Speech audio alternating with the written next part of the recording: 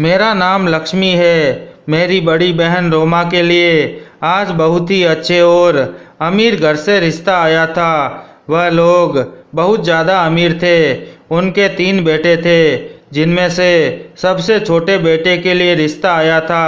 बाकी 2 बेटे पहले से शादीशुदा थे और उनके घर में उनकी माँ भी रहती थी। मेरी बहन ने इस रिश्ते के लिए हाँ तो कह दी थी, लेकिन वह बहुत परेशान और खोई खोई सी रहती थी। हमारे घर में इनकार की गुंजाइश वैसे भी नहीं होती थी। अगर वह इनकार करती तो पापा तब भी उसकी शादी करा देते, क्योंकि पहले 2 बहनों के साथ भी यही हुआ था। लेकिन अब रोमा दीदी हद से ज़्यादा परेशान थी। मैं घर में सबसे छोटी थी, इसलिए मुझे सबसे ज़्यादा चिंता रहती थी। मैंने दीदी से बार बार पूछा, लेकिन उसने मुझे बात नहीं बताई। शादी वाले दिन जब मैं उसके कमरे में गई उसे जगाने के लिए, ताकि कह सकूं कि आज उसकी शादी है, कम से कम आज तो जल्दी उठ जाए, तो मैं हैरान रह गई। वह बिस्तर पर मौजूद नहीं थी। उसने तकियों को ऐसे रखा था जिससे लगे कि वह सो रही है। इसका मतलब था कि वह रात में ही घर से कहीं भाग गई थी। शादी के सारे इंतजाम पूरे थे और बारातियों के फ़ोन भी आ रहे थे कि हम लोग तो दोपहर 2:30 बजे तक पहुंच जाएंगे, और यहाँ दुल्हन ही गायब थी। मेरे पापा की मोहल्ले में बहुत इज्जत थी। भगवान ने उन्हें 4 बेटियां दी थी, लेकिन फिर भी कभी उन्होंने ये नहीं कहा था कि भगवान ने मुझे सिर्फ बेटियां दी है, बेटा नहीं दिया। हमने हमेशा उनकी इज्जत रखी थी। लेकिन मेरी बहन न जाने क्या सोचकर घर से भाग गई। वह हमारे लिए एक लेटर छोड़ गई थी, जिसमें लिखा था कि वह अपनी पसंद के लड़के के साथ जा रही है। मेरे माँ बाप बहुत परेशान हो गए। उन्होंने मुझसे कहा कि मैं दुल्हन बनकर बैठ जाऊं, लेकिन अगर मैं ये कुर्बानी देने के लिए तैयार भी हो जाती तो क्या लड़के वाले इस बात के लिए मान जाते, क्योंकि वह तो मेरी बहन को पसंद करके आए थे। मैं दुल्हन बनकर बैठ गई। जब तक बारात नहीं आई थी सब कुछ सामान्य था। फिर मेरी माँ लड़के की माँ को बुलाकर लाई। उन्होंने रो रो कर सारी बात बताई और उनके कदमों में बैठ गई। कहने लगी, हमें माफ़ कर दीजिए, हम बहुत मजबूर हैं, हमारी इज्जत रख लीजिए। हमारी छोटी बेटी से अपने बेटे की शादी करने के लिए मान जाइए। अगर बारात वापस चली गई तो हमारी बहुत बदनामी होगी। मेरी बहन की सास बहुत ही अच्छी औरत थी। उन्होंने मेरी माँ के कंधे पर हाथ रखा और कहा, आपको चिंता करने की ज़रूरत नहीं है, इसमें आपकी कोई गलती नहीं है। आपकी बेटी ने किया है, इसमें आपका कोई कसूर नहीं। आप चिंता मत करें, हम आपकी छोटी बेटी को स्वीकार कर लेंगे और मैं भी अपने बेटे को समझा दूंगी। उन्होंने उसी समय अपने बेटे को सारी बात समझा दी और मेरी शादी हो गई। जल्दी जल्दी विदाई भी कर दी गई ताकि ज़्यादा देर न लगे और लोगों को बात करने का मौका न मिले। मेरे माँ बाप ने उन्हें कहा, आपने हमारी इज्जत रख ली, हमारी बेटी हमेशा आपकी सेवा करेगी। मैंने भी कसम खाई थी कि जिस औरत ने मेरे घर की इज्जत बचाई है, मैं हमेशा उसके साथ अच्छा व्यवहार करूंगी। मैं उस घर में चली गई। मैं अपनी सास के छोटे बेटे की पत्नी थी। उन्हें अपने छोटे बेटे से बहुत मोहब्बत थी। उन्होंने कहा, तुम्हें परेशान होने की ज़रूरत नहीं है। मेरी दोनों बड़ी बहुएं बहुत अजीब है। मैं उसे पसंद करके लाई थी, लेकिन उन्होंने अपना रंग दिखा दिया। तुम उनकी बातें एक कान से सुनो, दूसरे कान से निकाल देना। ये तुम्हारा अपना घर है। मैं बहुत परेशान थी, माँ बाप के लिए भी और अपनी बहन के लिए भी। लेकिन अब मेरी ज़िंदगी शुरू हो गई थी। मैं इस शादी के लिए तैयार नहीं थी। मुझे क्या पता था कि आज मेरी बहन की जगह मेरी शादी हो जाएगी। मुझे लगा मेरी बहन मुझे आग में झोंक गई है, लेकिन ऐसा नहीं हुआ।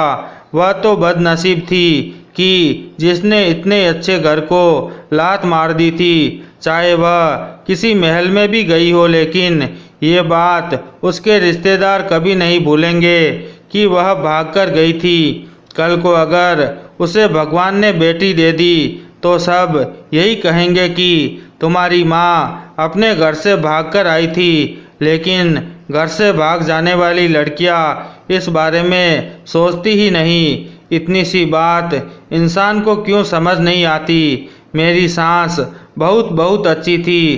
कहते हैं कि जिससे दिल में भगवान का डर होता है वह इंसान बुरा नहीं हो सकता। बुरा इंसान हमेशा वही होता है जो भगवान को भूलकर बैठा होता है। मेरी सास पूरे दिन हाथ में माला पकड़े जप और पूजा अर्चना करती रहती थी। पता नहीं क्यों उन्हें देखकर मेरे दिल को एक सुकून सा आ जाता था। लेकिन इस घर में रहते हुए मैंने एक बात नोट की थी कि उनकी इस घर में कोई इज्जत नहीं है। उनसे पूछकर कोई काम नहीं किया जाता। यहाँ तक कि उनके बेटे उनके साथ बदतमीजी करते रहते थे। उन्हें शुगर थी, लेकिन कोई बेटा उनके खाने पीने का ख्याल नहीं रखता था। आज घर में राजमा चावल बने थे। मैंने सास से कहा, आपकी सेहत के लिए राजमा अच्छे नहीं है, मैं आपके लिए कुछ और बना दूं। उन्होंने कहा, मुझे आदत नहीं है, जो बन जाता है चुपचाप खा लेती हूँ। चावल खाने से शुगर थोड़ी बढ़ जाएगी, मुझे पता है, लेकिन मैं किसी पर बोझ नहीं बनना चाहती। मैंने कहा, मैं अलग से आपके लिए सब्जी रोटी बना देती हूँ, आप फिक्र ना करें। सब्जी रोटी बनाने में थोड़ी देर हो गई। मेरा पति आ चुका था। वह कमरे में चला गया, लेकिन मैं पीछे नहीं गई। उसने पहले ही कहा था कि मैं जैसे ही घर में आऊँ तो मुझे कमरे में मिलो। मैंने कहा, मैं आपकी माँ के लिए रोटी बना रही थी, इतना गुस्से करने की क्या ज़रूरत है। मेरे पति ने गुस्से में कहा, आधे घंटे से मैं यहाँ आया हुआ हूँ और तुम मुझसे ये भी नहीं पूछ सकती कि मुझे पानी चाहिए या नहीं।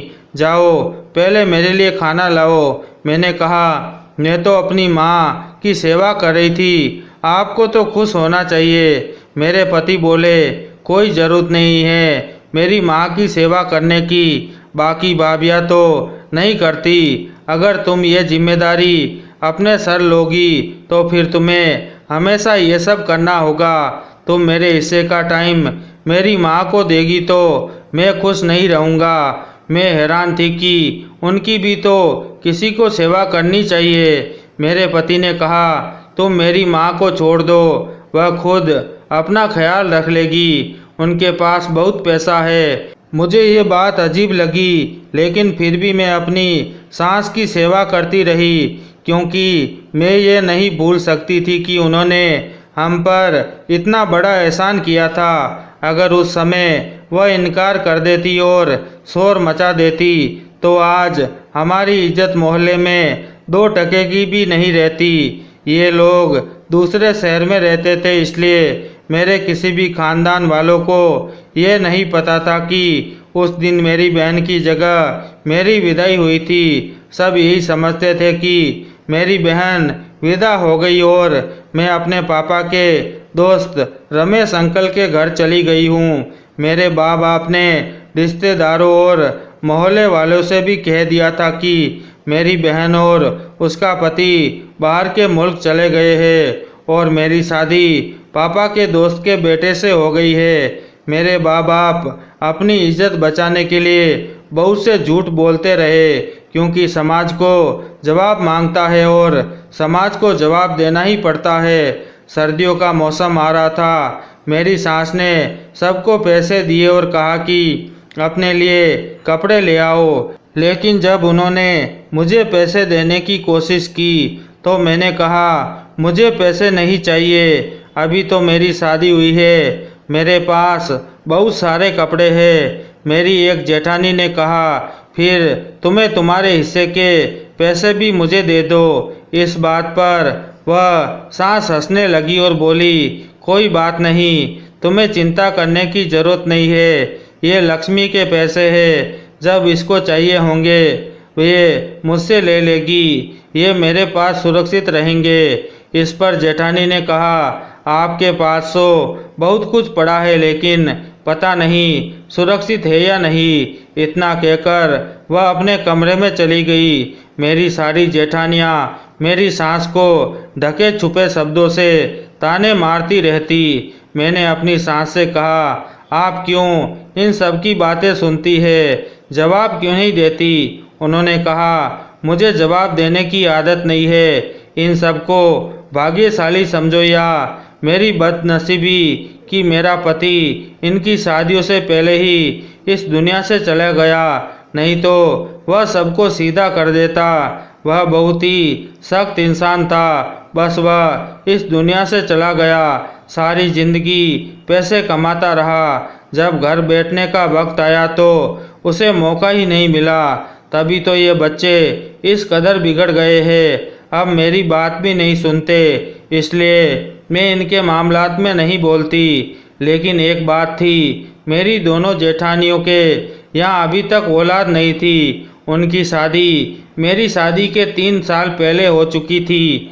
मैं अपने पति से छुपकर अपनी सास की सेवा किया करती थी कि कहीं उसे पता न चल जाए। लेकिन एक दिन वह अचानक से घर में दाखिल हुआ। तब मैं अपनी सास के पांव दबा रही थी। मेरी सास ने मुझसे कहा, फौरन अपने कमरे में चली जाओ, नहीं तो मेरा बेटा तुम्हें डांटेगा। मैं सोच रही थी, डांट तो मुझे पड़ेगी ही। मैं कमरे में गई तो मेरे पति ने कहा, तुम इतनी चालाक लगती हो नहीं, लेकिन तुम बहुत चालाक हो। मैंने कहा, क्या मतलब? उसने कहा, तुम मेरी माँ की सेवा इसलिए कर रही हो कि तुम्हें भी पता चल गया है कि सारी जायदाद की मालकिन वही अकेली है और जल्दी अपनी वसीयत लिखने वाली है। मैं हैरान रह गई। मैंने अपने पति से कहा, ऐसी कोई बात नहीं है। आपको पता है उन्होंने हम पर कितना बड़ा एहसान किया है। मेरे पति ने कहा, इसमें तुम्हारा कोई कसूर नहीं है। इस बात पर मैंने शुक्र किया कि चलो मेरा कोई कसूर नहीं। मेरा पति इस बात को मानता तो है। मुझे लगा हर बात के लिए मुझे ही कसूरवार ठहराएगा। मेरी बहन की तो न कोई कॉल आई, न ही उसने हमसे किसी तरह का राब्ता किया। वह तो ऐसी आंखें फेर गई कि दोबारा कभी वापस नहीं आई। एक दिन मेरे बड़े जेठ के कमरे से लड़ाई की आवाज़ आ रही थी। यहाँ तक कि मेरे पति की भी आंख खुल गई। उसने कहा, ये रोज़ का काम है। अगले दिन तीनों भाई एक साथ बैठे थे। मुझे चाय बनाने को कहा। मैं चाय बनाकर ले गई। मैंने सुना कि वे सब वसीयत के बारे में बात कर रहे थे।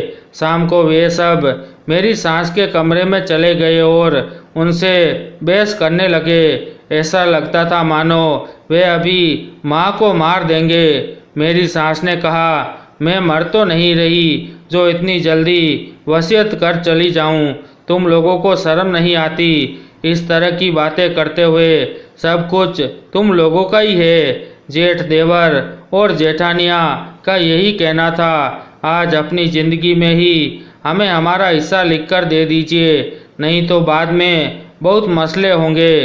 अभी आपके सिग्नेचर करने से पहले सब कुछ ठीक हो जाएगा, बाद में 100 तरह के मसले होंगे। मेरी सास ने कहा, पापा होते तो तुम सबके मुंह पर थप्पड़ मारते कि माँ जिंदा है और तुम्हें वसीयत की पड़ी है। मैं घर चला रही हूँ, तुम्हारी पत्नियों के सर्दी गर्मी के कपड़े बनाती हूँ। घर में राशन मेरे पैसों से आता है। तुम लोगों ने कभी 1 रुपया घर में खर्च नहीं लगाया।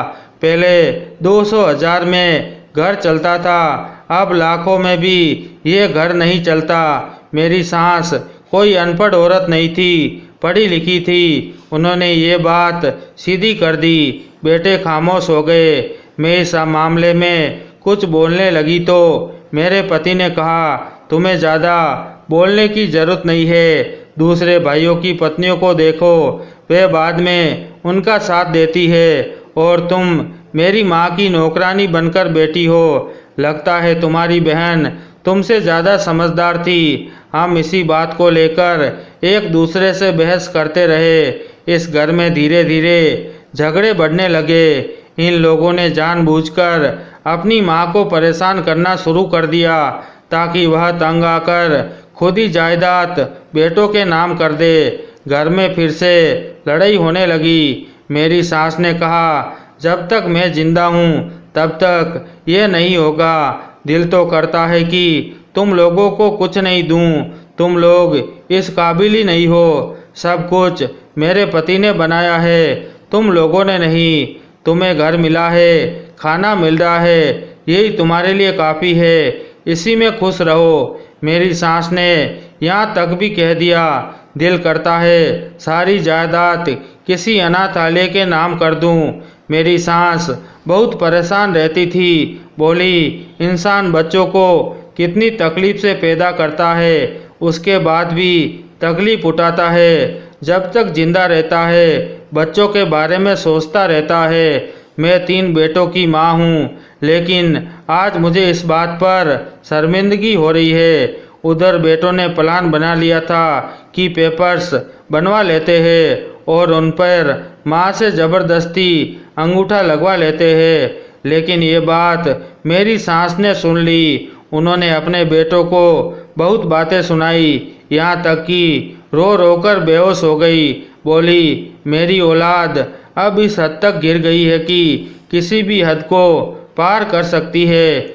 उनकी पत्नियां दिन रात उनके दिमाग खराब करती रहती। मेरा पति भी उन्हीं की बातें सुनता था। मेरी सास ने कभी किसी बहू के साथ बदतमीजी नहीं की थी, न कोई बुरी बात की थी। फिर भी सब उनकी दुश्मन बनी हुई थी। यह सोचकर मुझे बहुत बुरा लगता था। एक रात घर में बहुत लड़ाई हुई। सभी ने अपनी हदें पार कर दी। आज तीनों बेटों ने अपनी माँ पर हाथ उठाया। मेरी आंखों में आंसू आ गए। मेरी सास की तबीयत खराब हो गई। मैं उनका हाल जानने के लिए गई तो उन्होंने कमरे को अंदर से लॉक कर दिया। मैंने सोचा शायद वे बहुत परेशान है। मैंने उन्हें तंग करना मुनासिब नहीं समझा और सो गई। जब से मेरी सास को पता चला कि उनके बेटे इस हद तक गिर चुके हैं, वह बहुत ज़्यादा उदास रहने लगी। किसी पर भरोसा नहीं करती थी सिवाय मेरे। एक दिन मेरे पति ने कहा, माँ तुम पर भरोसा करती है, हमारे हाथ से पानी लेकर भी नहीं पीती। तुम उनको किसी तरह बेहोशी की दवा दे दो ताकि हम उनका अंगूठा लगवा ले। मैंने कहा, मैं ऐसा बिल्कुल नहीं करूँगी। मेरे पति ने कहा, इसमें तुम्हारा ही फायदा है। मेरे पास दौलत आ जाएगी और तुम्हें भी मिलेगी। बाकी भाइयों की पत्नियों को देखो कितनी समझदार है। बस मेरी किस्मत फूट गई जो तुम मिली हो। मैंने साफ इनकार कर दिया। फिर उसने कहा, मैं तुम्हें तलाक दे दूंगा। मैंने कहा, आप जैसे इंसान के साथ रहने से अच्छा है मुझे तलाक ही मिल जाए। जो अपनी माँ के साथ धोखा करने को तैयार है वह कल को पत्नी को भी बेच देगा। इस बात पर मेरे पति ने मेरे मुंह पर थप्पड़ मार दिया। मेरी सास ने देख लिया। उन्होंने कहा, यह तुम्हारे चेहरे पर क्या हुआ है? मैंने कहा, मैं गिर गई थी। उन्होंने कहा, बेटी मैं 70 साल की होने वाली हूँ। मुझे पता है तुम गिरी नहीं हो। तुम्हारे पति ने तुम पर हाथ उठाया है। अब बताओ मुझे। मैंने कहा, कोई वजह नहीं है, बस ऐसे ही लड़ाई हुई थी। मैं उनको असल बात बताना नहीं चाहती थी, लेकिन शायद वे सब समझ गई। मुझे देखते ही उनकी आंखें भर आई। इस तरह दिन गुजरने लगे।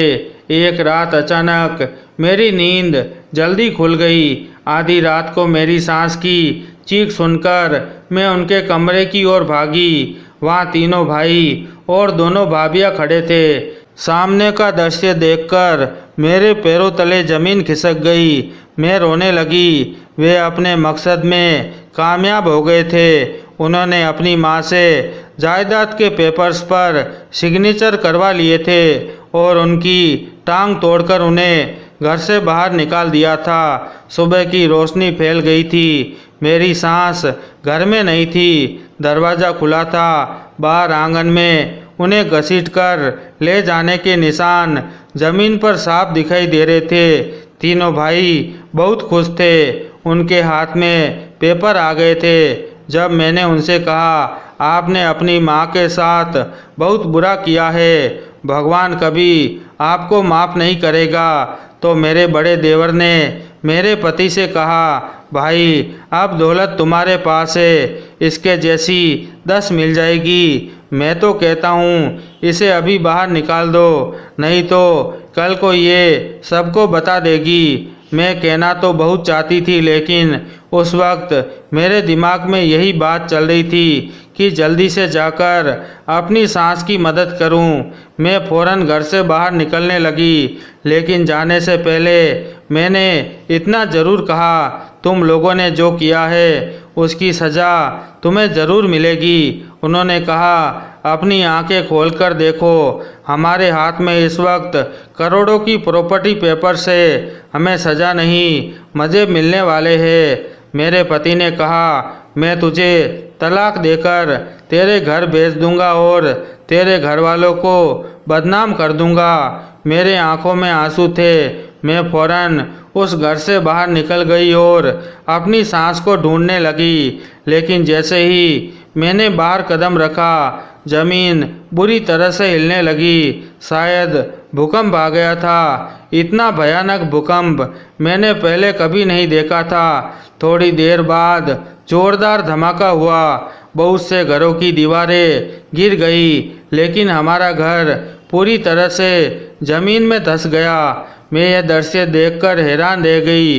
फिर मेरी नज़र आसमान की तरफ उठी। लगा जैसे भगवान ने उन्हें सज़ा दी हो, क्योंकि घर देखकर तो ऐसा ही लग रहा था कि कोई भी जिंदा नहीं बचा होगा। शायद मेरी ज़िंदगी लिखी थी। जो मैं फ़ौरन उस घर से बाहर निकल गई। मैंने अपनी सांस को ढूंढ लिया, उन्हें अस्पताल पहुंचाया और उनका इलाज करवाया। कुछ दिन बाद मेरी सांस को पता चला कि उनके दोनों बेटे इस दुनिया से चले गए और छोटे बेटे की टांगें टूट गई। वह जिंदा था मगर कुछ बोल नहीं रहा था। जब मैंने ये खबर अपनी सांस को बताई तो वह चुप हो गई। ऐसा लगता था मानो या तो वह सदमे में है या उन्हें कुछ समझ नहीं आ रहा। 3 महीने की बीमारी के बाद मेरी सांस ठीक हो गई, मगर मेरा पति वह भी इस दुनिया से चला गया, क्योंकि उसकी हालात बहुत बुरी थी। अब मैं अपनी सांस के पास उनके घर एक दूसरे घर में रहती थी, जो पहले उन्होंने किराए पर दिया हुआ था। मैं उन्हें अकेला नहीं छोड़ सकती थी। मैंने उनसे कहा कि वे मेरे साथ मेरे घर चले। मेरे माँ बाप को कोई आपत्ति नहीं थी, मगर मेरी सांस ने कहा, मैं यहीं रहूँगी। उनके बेटों ने लालच की हद पार कर दी थी, लेकिन उन्हें फ़ौरन ही सज़ा मिल गई। भगवान ने लिख दिया कि जब किसी माँ का दिल दुखाया जाता है तो वह सज़ा देने में देर नहीं करता। तो दोस्तों, आपको इस कहानी से क्या सीखने को मिला, अपनी राय कमेंट बॉक्स में ज़रूर दें। तो मिलते हैं नई और खूबसूरत कहानी के साथ। मेरी कहानी को आखिर तक सुनने के लिए आप सबका बहुत बहुत धन्यवाद।